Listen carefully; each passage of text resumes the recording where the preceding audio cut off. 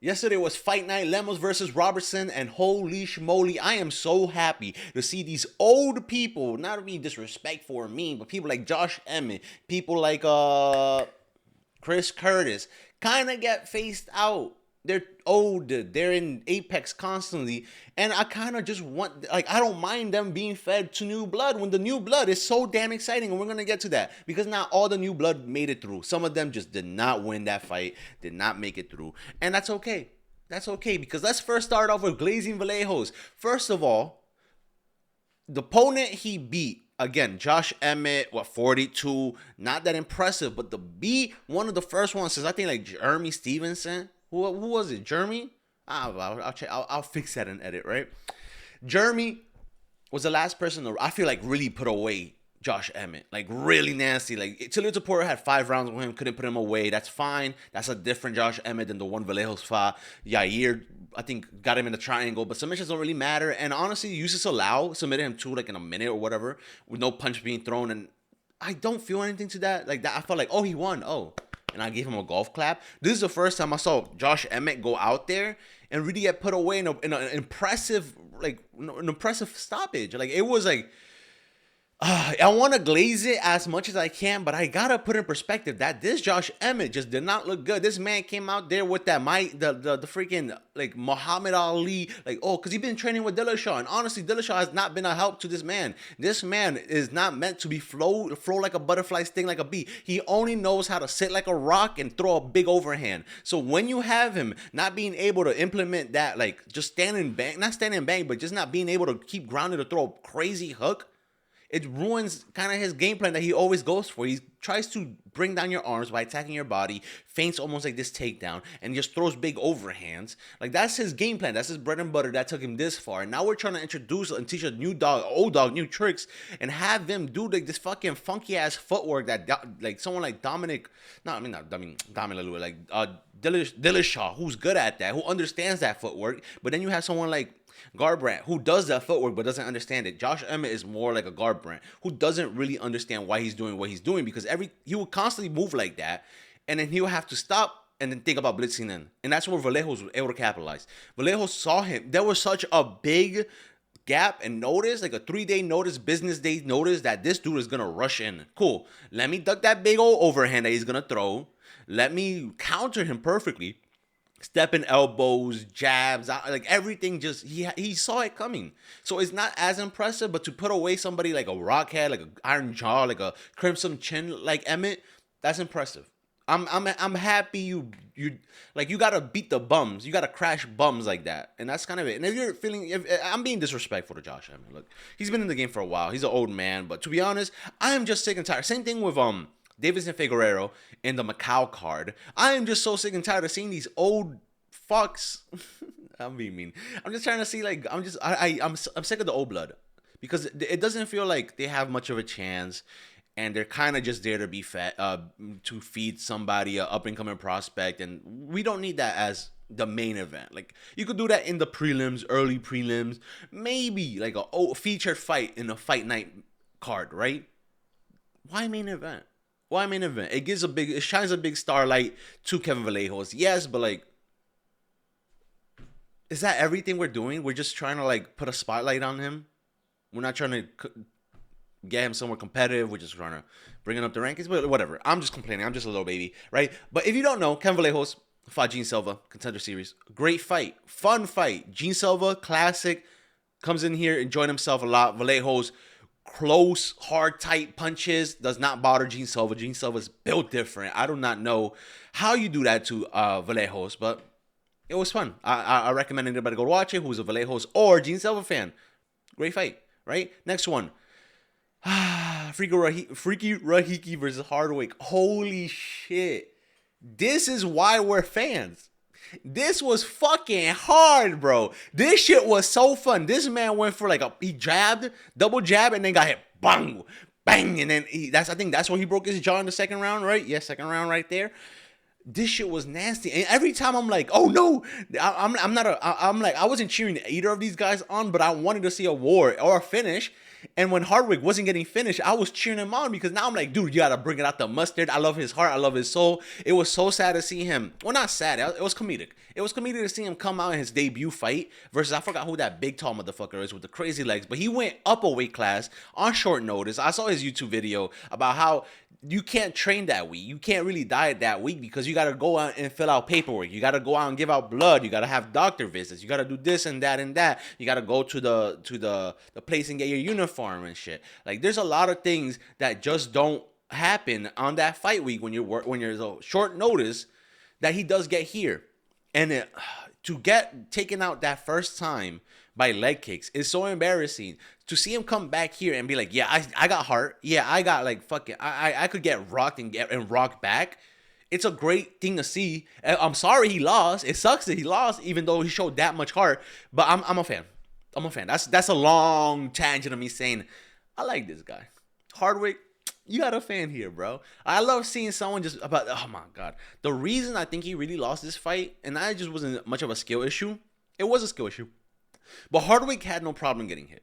Hardwick took those punches and he kept moving like, yeah, I know I could take those punches. I took those punches in sparring. I take those punches in like when I'm training and shit like that. But every time Rahiki got hit, he's like, I don't like getting punched. I don't want you to punch me. Like, and his build doesn't look like he wants to get punched. He has a very Indian build. So Rahiki, what I'm assuming, and you know what they say about assuming, it makes an ass out of you and me, but assuming Rahiki doesn't like getting hit. He knows how to be defensive. He knows how to be a little bit smarter. While someone like Hardwick is just going to get punched in the fence and then start throwing back, which sometimes that helps, but sometimes you do not want to absorb those punches. That leads to a broken jaw.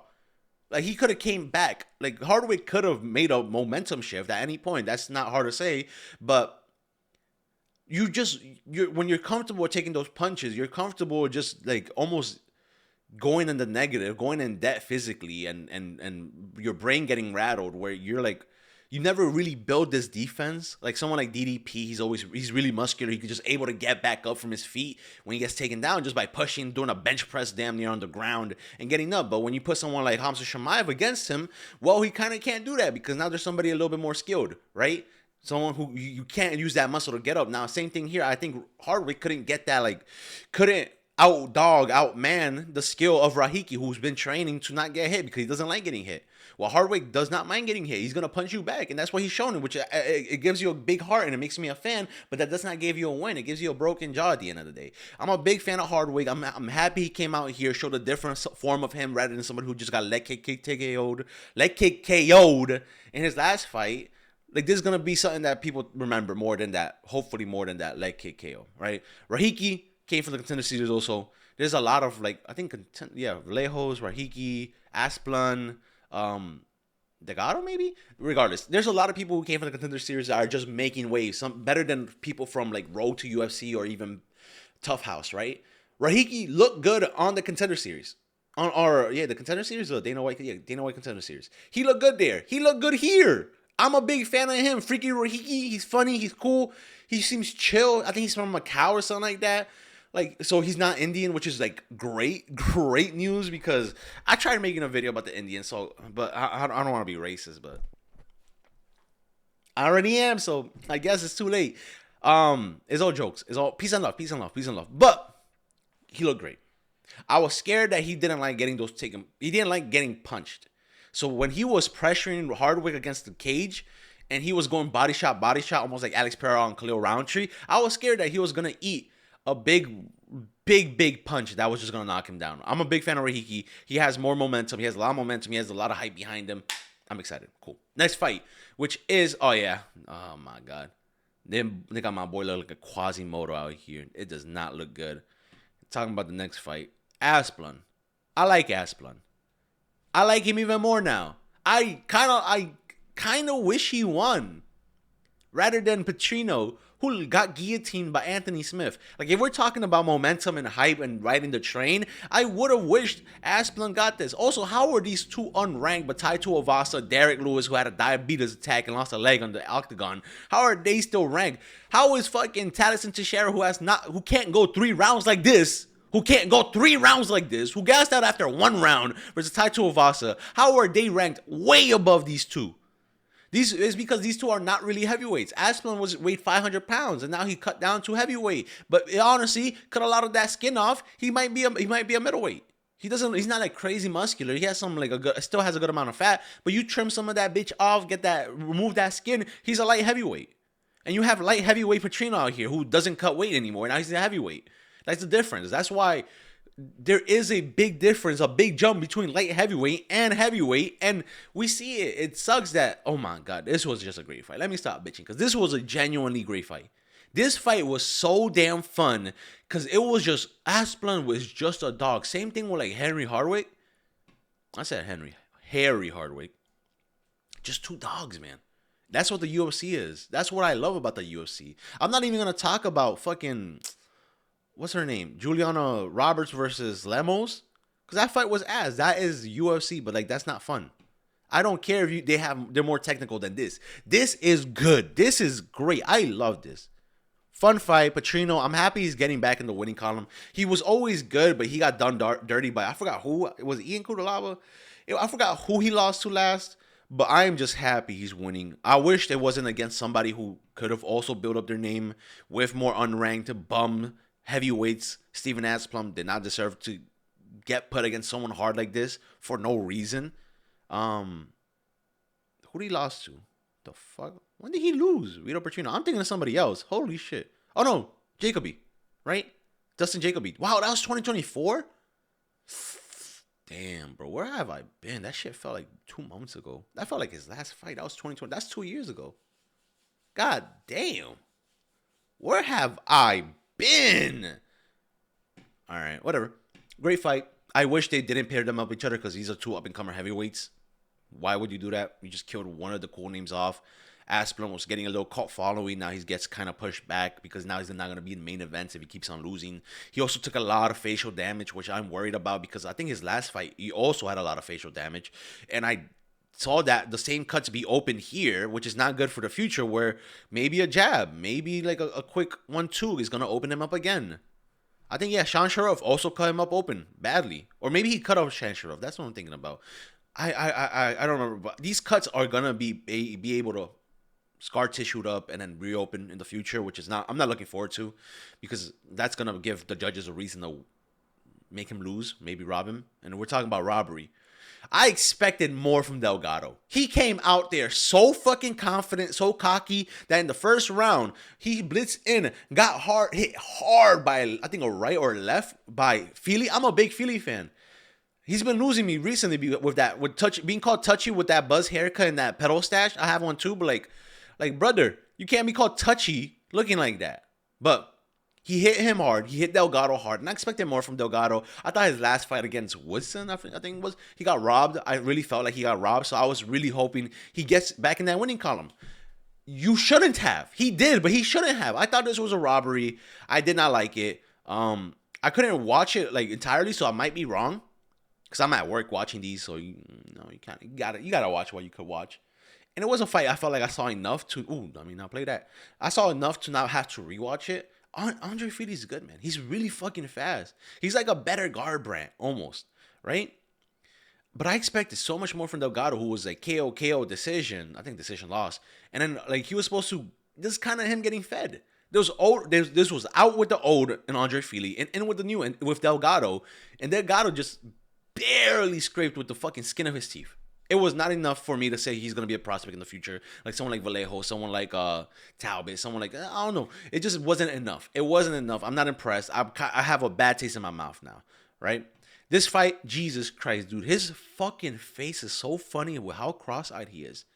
He's one of the fucking, but he's fucking fun. This was not one of his funnest fights. But again, out with the old 38-year-old Chris Curtis. Get him out. Get him out. We don't need him no more. We do not need him no more. He does not. He's not like. And with the new Orobai, I like it. New toy, he's fun. This one wasn't the greatest fight, but it was like impressive still. It was still good. Chris Curtis is still good. He's 38. He's old, but like age hasn't been shit for a while now. The only thing that's weird here is that they're both 5'10", which in welterweight is kind of small. Like that is really small. I don't remember how tall Kobe Covington is, but I remember him being like, I felt like he was a small welterweight, and I think he's probably around the same height. Around the same height as these guys. So when you get him like a fucking, when you put someone like Orobai next to like a big monster, like a big fucking tall fucking freak, like a Carlos Prates, an Ian Gary, even like a Tiba Gutierrez, is he really gonna be able to muscle somebody down like that, being able to control them? There's lighter man skill, but I don't feel like that really applies to grappling. We saw Holloway, who should have had really good grappling, not be able to do it against Oliveira. We saw Jan Whaley not be able to do it against Shevchenko. We've seen it when they go up, maybe besides Islam Makhachev. But Islam Makhachev came in kind of the same weight, height, and muscle density as JDM, so it might be a little different. But I like him. I like Orobai. I like him a lot. I want to see him. I like him because of exciting fights, but I'm not mad about this. This wasn't bad. It's just it wasn't a classic Orobai caveman. No, he's actually thinking out there, which is good. Right? And then the rest of the fights, there's one I want to shout out with this girl, the early prelim girl, one of the fucking this girl, Beatrice, jiu-jitsu girl, really good. Ground and pound was crazy. She was great. I love it. I don't know if I want to rush her because she's kind of like fine wine right now. She's a little old, right? Ain't she 34? That's not that old. I don't know if I want to rush her. Let her take her time, but I like her a lot. I hope she does well. That's kind of it. I just wanted to highlight her. Big fan for me. I like it. We got a finish here, a submission when we have fucking Julia Roberts up there not getting nothing. Julia Roberts, right? Like not being able to do shit. This fight was so ass, man. Amanda Lemos versus Juliana Roberts. And I really came into this fight night being like, I'm not mad that they put it in co-main event. I'm happy they didn't put it main event because it's like up here it says Lemos versus Robertson. I'm happy they didn't put it main event. And I wasn't complaining why they would put it co-main event. Because I'm like, oh, it's Juliana Roberts, Lemos. They're probably going to fucking just stand and bang. I was wrong. I'm able to say that. Keep these women out the fucking main events, man. I'm fucking racist and sexist now. I do not mind it. I really wanted to give it a chance, but holy shit, it's just become such a like a fucking. I hate it that it's predictable. Like, okay, this is gonna be fucking boring. It got to the point where I'm like, okay, this fight's gonna. I really can't just take a shit. I really could just go get snacks. It just is not fun. It is not fun knowing that the chances of it being just boring are high. I don't like that. Elijah Smith is the truth. He beat me up. He beat you up. I didn't watch this fight. I saw the knockout, so I kind of can't speak on it. Brad Tavares versus Eric Anders was kind of shit from what I saw. I remember I was at work, so I didn't get to really see full. I got to see like parts. I'm working. I'm a chef. I cook, and then I hear Joe Rogan or John Bisping or Dominic Cruz say something. I'm like, what? Huh? I'm cooking. Huh? What? Oh shit, the food's burning. That's how I'll be working. Charles Johnson versus Bruno Silva. Bruno Silva, fuck this guy, dude. Fuck this guy. Every time he had anytime he felt like he was getting out momentum, outpaced, cheats. He just cheats. He did that against Manel Cap. Anytime Cap went into that flow state, that Ultra Instinct Dragon Ball Z type bull shit that he's on, Bruno Silva just kicked him in the nuts. And it's the same thing here with Charles Johnson. Just a dirty fuck. I no points taken away. He's not gonna get in trouble. He's not gonna get reprimanded. Like there's nothing I could do here that'd be like, yeah, let's get rid of him. No, he's just a fucking cunt. Fuck that guy. That's about it. If you made it this far, please like and subscribe. I just wanted to talk about this quick. It was going into this week was like, okay, this is a good card. Ian Cutelaba, Umar Sy, Rahiki versus Hardwick, Feely versus Jose Delgado, Emmet, Vallejos. I'm excited for Vallejos. Johnson, he just got knocked out a couple months ago. A couple months ago, maybe like 2 or 3 months ago. Let's see if his chin heals up. I'm excited to see Chris Curtis back, Mario Orbai, Vito Petrino, Asplund. That's a big fight for me. Elijah Smith, I'm big on. Okay. Eric Anders, Brad Tavares, I wasn't excited about that. But I remember seeing a lot of people in their subreddit talk about Beatrice Mesquita? She's a Mexican, right? What is she? Where's she from? Where you from, girl? I have no idea. But I was excited for her. And I was right. I think this fight night was more or less pretty good. Very successful. That's about it. If you made it this far, like and subscribe. Tell your mom you love her. Have a great day. Bye.